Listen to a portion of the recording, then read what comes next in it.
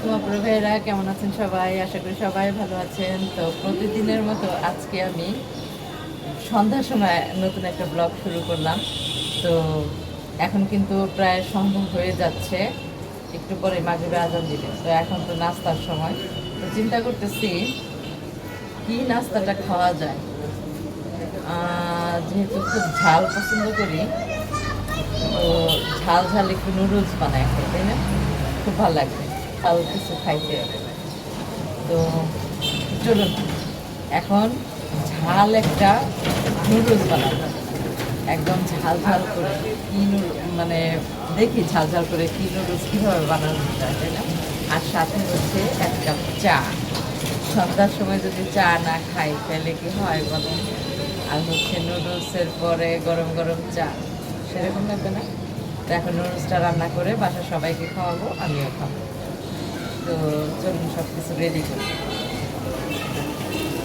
এখন তো বারান্দায় আসছি, আমার না বারান্দায় দাঁড়ায় থাকতে খুব ভালো লাগে। খুব বারান্দায় যে মানুষজন যায়, রিক্সা যায়, গাড়ি যায়, সব কিছু দেখতে একটা অন্যরকম একটা অনুভব ফিল করি। খুব ভালো লাগে, খুবই ভালো লাগে এখানে দাঁড়ায় থাকতে। তো আমার যখন খুব বেশি মন খারাপ হয় তখন আমি বারান্দায় এসে দাঁড়ায় থাকি, মানুষজন দেখি, ভালো লাগে। নুডলস রান্না করব, তো মানে ঝাল ঝাল নুডলসটাই নিতে। এই যে ঝাল ঝাল কোরিয়ান স্পাইসি নুডলস রান্না করব, ঝাল ঝাল কোরিয়ান স্পাইসি নুডলস। তো এটা অবশ্যই ঝাল লাগে, যেহেতু ঝাল ঝাল কিছু খেতে ইচ্ছে করতেছে। এই যে দেখেন, এই যে দেখেন, প্যাকেটটা দেখলেই কেমন লোভনীয় লাগে না? আর এর ভিতরে দেখেন অনেক সুন্দর মশলা আছে নুডলসের প্যাকেটের ভিতরে। এমনি অন্যান্য নুডলসের ভিতরে কিন্তু এরকম মশলা থাকে না, এই যে এই মশলাগুলো থাকে না। তো এখন এটা রান্না করবো। তো চলুন দেখি এটা রান্না করতে আমার কি কি লাগে। রান্না করব, তা আমার ডিম লাগবে না অবশ্যই, তো ডিম ছাড়া তো নুডলস হয় না। তো দেখি ফ্রিজ থেকে ডিম বের করে নিই।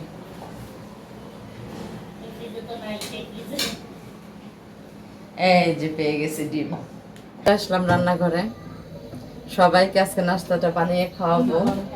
কড়াই গরম হয়ে গেছে, গরম করার মধ্যে এখন আমি তেলটা ঢেলে দিই। পেঁয়াজ দিয়ে 2টা ডিম ভেঙে দিচ্ছি এখানে। ডিম অবশ্য আস্ত দিলে ভালো লাগে, আস্তটারে সিদ্ধ ডিমটারে কেটে দিলে, কিন্তু আমি আর তা করলাম না। ডিমটারে একটু ভাজা হওয়া পর্যন্ত আমার এক এক করে নুডলসগুলো সব কেটে নিই। এইগুলো কত মোটা মোটা নুডলস। আর এই নুডলসের ভিতরেও মশলা আছে, ভিতরেও এই যে প্যাকেটের ভিতরেও মশলা, আবার এক্সট্রা এই মশলাও দিয়ে দিচ্ছে, 2 রকম মশলা। তো দেখাই, এমনি নর্মালি নুডলসের মধ্যে কেমন মশলা থাকে না, বোঝা যায় এটা কেমন একটা মশলা থাকে। আর এই নুডলসের মশলা প্যাকেটটা কাটার পরে এই যে এরকম এগুলো এই মশলাগুলো বের হয়েছে, সাথে যে এটা এই উপরের এগুলি মশলা। আর হচ্ছে এই যেমন নুডলস, এই যেমন নুডলস আর মশলা। এটা এখন রান্না করব। ডিমটা তো হয়ে গেছে, ওই পাশে নুডলসটা রেডি করছি, প্যাকেট খুললাম। এখন আমি এক এক করে নুডলসগুলো দিয়ে দিব। এই যে দেখেন, এটাকে আমি বেশি ভাঙবো না, শক্ত আছে, 4 টুকরা করে দিলাম। পালানো যায় না, ওই যে আছে না যে নুডলস ভাপ দেয়, ভাপ দিয়ে রান্না করে সিদ্ধ করে পানিটা ফালায় দেয়, ওই রকম হবে না, এটার একদম পানিটা থেকে যাবে। এখন এর মধ্যে পানি দিয়ে নিই। এর মধ্যে 1 কাপ পানি, যেহেতু আমি 4টা নুডলস দিছি এখানে, তো অবশ্যই 4 কাপ পানি দিব। বিসমিল্লাহ। এটাকে আমি একটু ঢাকা দিয়ে দিব, ঢাকা দিয়ে ঢাকার মধ্যে হইতে থাক। একটু বাড়াই দিচ্ছি, তো ঝাল ঝাল স্পাইসি নুডলস খাবো, তো ঝাল দিব না, তাই কি হয় এখানে দিয়ে দিলাম কতগুলো কাঁচামরিচ। তারপরে হচ্ছে আপনার এই যে যে মশলাটা দেখেছিলেন, ওই মশলাটা দিয়ে দিলাম, মশলাটা দিয়ে দিলাম। ও না জানি কেমন ঝাল হয়, ভয় লাগতেছে। ঝাল তো বেশি হবে না, এখানে তো ঝাল কোনো মশলাই দেখলাম না। আরেকটা জিনিস দিব এখানে, সেটা হচ্ছে একটু এই যে সয়া সস, সয়া সস দিয়ে দিব।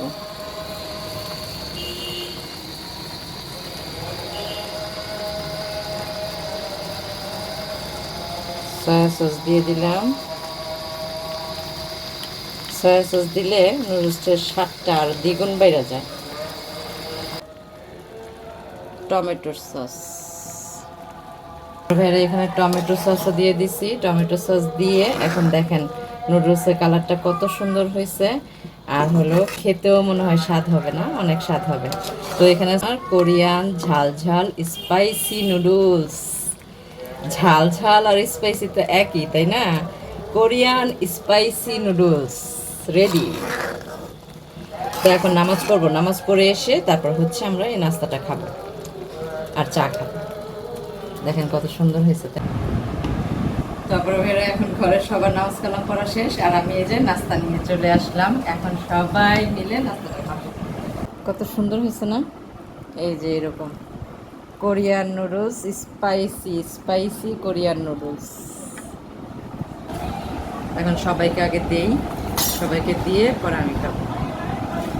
আমার কাছে কি ভালো লাগে জানেন? সবাইকে খাওয়াইতে খুব ভালো লাগে। বাসার সবাইকে আমার খুব ইচ্ছে করে, বাসার সবাইকে আমি আমার আমার ভালোবাসা দিয়ে আমি সবাইকে রান্না করে খাওয়াই। আমি আসলে ঘরের যা কাজকর্ম করি সব কিছু আমি আমার নিজের ভালোবাসা থেকেই করি, নিজের ভালোবাসা থেকে করি। আমার কাছে খুব ভালো লাগে। এরকম কয়জনের সৌভাগ্য হয় বলেন তো, এরকমভাবে কাজ করে সবাইকে খাওয়ানো। আলহামদুলিল্লাহ আমি পারতেছি, আল্লাহর কাছে লাখ লাখ শুকরিয়া। তিশা, পিঙ্কি, আসো। আয় আম্মু, ইলু এনে খা। চা খাইব না? চা বানাইব না আম্মু?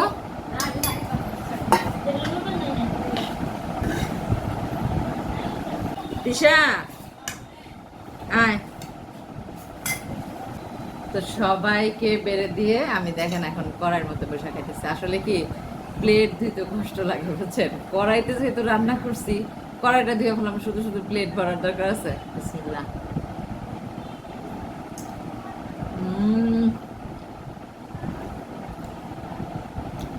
অনেক মজা তো, আসলেই তো অনেক মজা।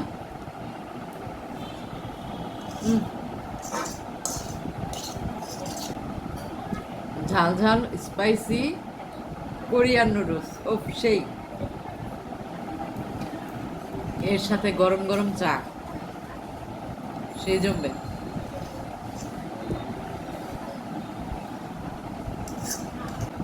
সংসারে ভালোবেসে যা রান্না করবেন তাই মজা লাগে খাইতে, তাই না? আসলে এই স্বাদটা কিন্তু ভালোবাসার স্বাদ। যাই রান্না করবেন তাই খেতে ভালো লাগে। ও মা কি জাল জানেন, আমার ঠোঁট জ্বলতেছে। অল্প খাই বেশি খাই সবাই মিলে খাই, খুব ভালো লাগে, তাই না? অল্প জিনিস সবাই একসাথে খাইলে অনেক ভালো লাগে, অনেক। ভাই আমি কড়াইতে খাইতেছি দেখে কেউ কোনো খারাপ মন্তব্য করেন না। আমার এই প্লেটটা ধোয়ার আশায় আলসামিতে আমি কড়াইতে খাইতেছি, কারণ কড়াইটা তো এমনি রান্না করছি, এটা এমনি ধুইতে হবে। আর আবার যদি প্লেটের মধ্যে বাড়ি তাহলে আরেকটা ডাবল ধোয়া হয়ে গেল না? ওই জন্য কড়াইতে খাই। কেন আমার আম্মু নুডলস খাইছে, কও যে আমি জীবনে অন্য নুডলস খাই না। আমি কোনো সময় অন্য নুডলস খাই না, নুডলসটা আমার কাছে খুব স্বাদ লাগে।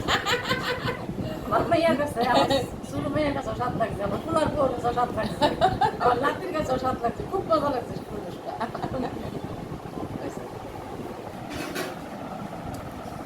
দেখছেন আমার আম্মু অন্য কোনো আমি যে নুডলসটা রান্না করছি মনে মনে আমি চিন্তা করতেছি আমার মা খাইবো কি খাইবো না, কারণ অন্য নুডলস খেলে কোনো দিনও খায় না। আর আজকে আমি তো দেখে অবাক হয়ে গেছি, মাশাআল্লাহ কইতাছে, নিজেই কইতাছে নুডলসটা আসলেই মজা হয়েছে, আপনাদের সামনেও বললো। আজকে সবাই পছন্দ করছে নুডলসটা।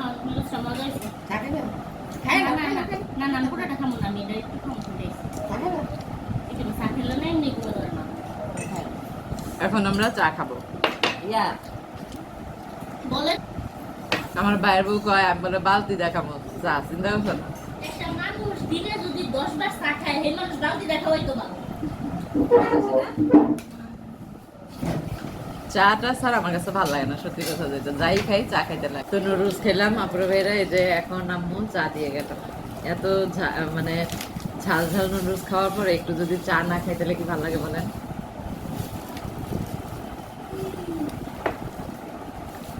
অসাধারণ হয়েছে, অসাধারণ। তো আপনার ভাইয়েরা একটা মানে রিকোয়েস্টের মতোই বলতেছি যে সবাই আমার ভিডিওটাকে একটা করে সাবস্ক্রাইব করবেন, যারা যারা আমার ভিডিওটি দেখবেন, আর লাইক দিয়ে ভিডিওটি দেখা শুরু করবেন, আর কমেন্টের মাধ্যমে জানাবেন আমার ভিডিওটি কেমন হলো, কে কোথা থেকে আমার ভিডিও দেখতেছেন সেটাও জানাবেন। আপনাদের একটা লাইক, একটা কমেন্ট, একটা শেয়ার আমার খুবই উপকার হবে, খুব উপকার হবে। আর আমার ভিডিওটি বেশি বেশি করে শেয়ার করে দিবেন, বেশি বেশি করে শেয়ার করে দিবেন, যেন সবাই দেখতে পারে, অনেক সবাই যেন দেখতে পারে। তো চা খাচ্ছি এখন, চা খেতে খেতে আজকের ব্লগটি এই পর্যন্তই। সবাই ভালো থাকবেন, সুস্থ থাকবেন, নিজেদের প্রতি খেয়াল রাখবেন। দেখা হবে নতুন ভিডিওতে, নতুন ব্লগে। আল্লাহ হাফেজ।